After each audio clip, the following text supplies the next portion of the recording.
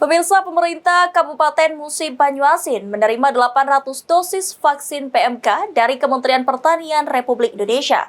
Selanjutnya, dosis vaksin tersebut akan segera diberikan kepada para peternak.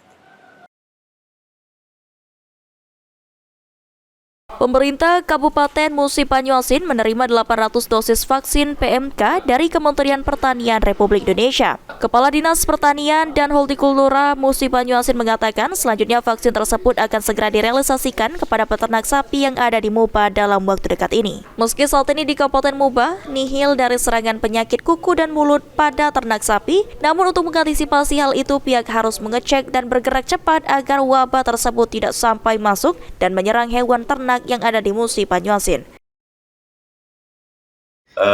Barusan hari Senin kemarin saya launching di Kecamatan Sekayu masalah vaksin PMK. Kabupaten Muba mendapat 800 vaksin. Jadi 800 vaksin sudah kita launching dan mulai hari Senin itu juga sudah kita bagikan ke 15 kecamatan untuk divaksinkan ke wilayah mereka masing-masing. Insya Allah Jumat paling lambat saya perintahkan Jumat besok, ini hari Kamis, Jumat itu 800 vaksin itu sudah 100%. Insya Allah, karena termasuk malam juga kawan-kawan di lapangan melakukan vaksinasi terhadap PMK. Pak, kasus PMK sendiri di Musi Banyuasin ini seperti apa, Pak?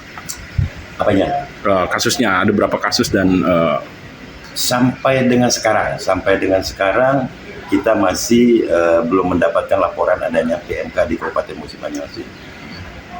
Kita sama-sama berdoa supaya Muba tetap zero PMK. Ruzi Iskandar, PAL TV.